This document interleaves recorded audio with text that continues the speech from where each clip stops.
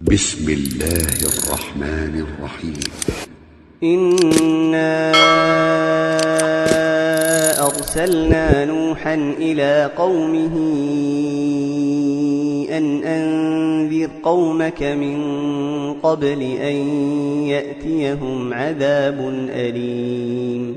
قال يا قوم إني لكم نذير مبين. أن اعبدوا الله واتقوه وأطيعون يغفر لكم من ذنوبكم ويؤخركم إلى أجل مسمى إن أجل الله إذا جاء لا يؤخر لو كنتم تعلمون. قال رب إني دعوت قومي ليلا ونهارا فلم يزدهم دعائي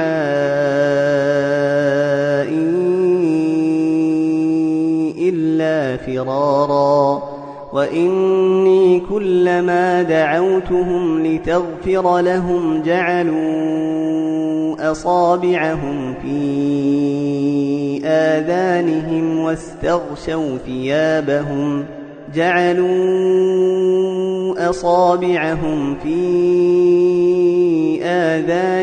واستغشوا ثيابهم وأصروا واستكبروا استكبارا. ثم إني دعوتهم جهارا ثم إني أعلنت لهم وأسررت لهم إسرارا. فقلت استغفروا ربكم إنه كان غفارا يرسل السماء عليكم مدرارا ويمددكم بأموال وبنين ويجعل لكم جنات ويجعل لكم أنهارا. ما لكم لا ترجون لله وقارا وقد خلقكم أطوارا. ألم تروا كيف خلق الله 7 سماوات طباقا وجعل القمر فيهن نورا وجعل الشمس سراجا والله أنبتكم من الأرض نباتا ثم يعيدكم فيها ويخرجكم إخراجا. والله جعل لكم الأرض بساطا لتسلكوا منها سبلا فجاجا. قال نوح رب إنهم عصوني واتبعوا من لم يزده ماله وولده إلا خسارا ومكروا مكرا كبارا.